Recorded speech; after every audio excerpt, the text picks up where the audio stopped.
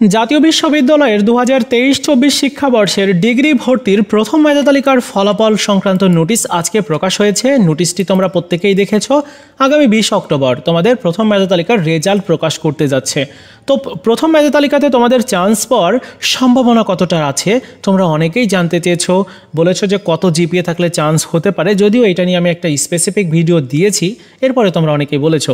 তো আজকের এই ভিডিওতে আমি কয়েকটা আপডেট তথ্য তোমাদেরকে জানাবো। চলো শুরু করা যাক। আর একটা রিকোয়েস্ট থাকবে, ডিগ্রিতে ভর্তি নিয়ে সকল আপডেটগুলো পেতে এই চ্যানেলটিকে সাবস্ক্রাইব করবে। তো প্রথমত যে আপডেটটা শেয়ার করব সেটি হচ্ছে যে কতজন শিক্ষার্থী আবেদন করেছে। এইবার মোট আবেদন জমা পড়েছে 3 লাখের মতো, এরকমটা জানানো হয়েছে। মানে 3 লাখের হয়তো হবে না, 3 লাখের কাছাকাছি আর কি। সো যে পরিমাণ আসন ডিগ্রি পাস কোর্সে রয়েছে ভর্তিযোগ্য, সেই পরিমাণ শিক্ষার্থী আবেদন করেনি। তাহলে চান্স পাওয়ার সম্ভাবনা কতটা তোমরা নিশ্চয়ই বুঝেছো যে 100% তোমার চান্স পাওয়ার সম্ভাবনা রয়েছে। অর্থাৎ আসন রয়েছে যতগুলো সারা বাংলাদেশের সরকারি বেসরকারি মিলিয়ে ভর্তিযোগ্য আসন হচ্ছে 4,20,000। সেখানে আবেদন জমা পড়েছে 3 লাখ। তাহলে চান্স পাওয়ার সম্ভাবনা অনেক অনেক বেশি। তবে সব কলেজে তো একরকম আবেদন জমা পড়ে না।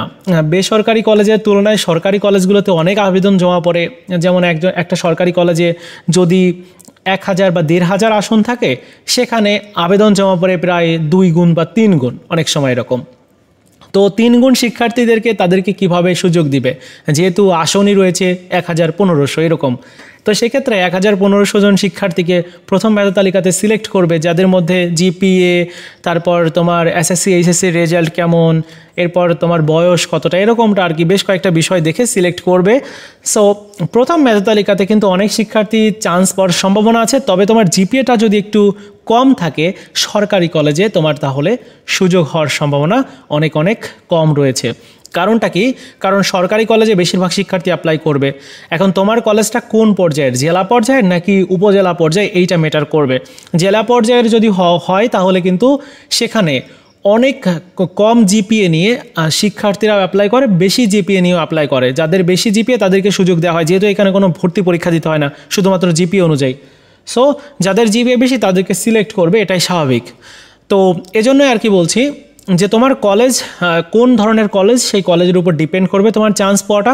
যদি বেসরকারি হয় তাহলে তুমি 100%ই চান্স পাবে, আর যদি সরকারি হয় সেক্ষেত্রে তোমার চান্স পাওয়াটা একটু হয়তো, যদি জিপিএ কম থাকে তাহলে সম্ভাবনাটা কম, মানে চান্স পাওয়ার। আর যদি জিপিএটা বেশি থাকে, কত জিপিএ লাগতে পারে এটা এখন সব থেকে বড় প্রশ্ন। জেলা পর্যায়ে সরকারি কলেজে 7 পয়েন্ট প্লাস থাকলেই তোমার সম্ভাবনা আছে চান্স পাওয়ার।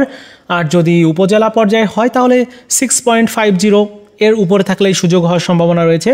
আর বেসরকারি কলেজে যে কোনো জিপিএ নিয়ে তুমি আবেদন করলেই চান্স পেয়ে যাবে। মোটামুটি এটাই ছিল আজকের মতো ভিডিও। আজকের ভিডিওতে আমরা কয়েকটা আপডেট, যেমন কতজন শিক্ষার্থী অ্যাপ্লাই করেছে 3 লাখের কাছাকাছি, তারপর কতগুলো আসন আসন রয়েছে 4,20,000, তারপর চান্স পাওয়ার সম্ভাবনা কেমন, সর্বশেষ আপডেট অনুযায়ী চান্স পাওয়ার সম্ভাবনা প্রত্যেকেরই রয়েছে। তো এরকম আর কি। ভিডিওটি ভালো লেগে থাকলে লাইকস, কমেন্টস এবং বন্ধুদের সাথে অবশ্যই শেয়ার করে দেবে।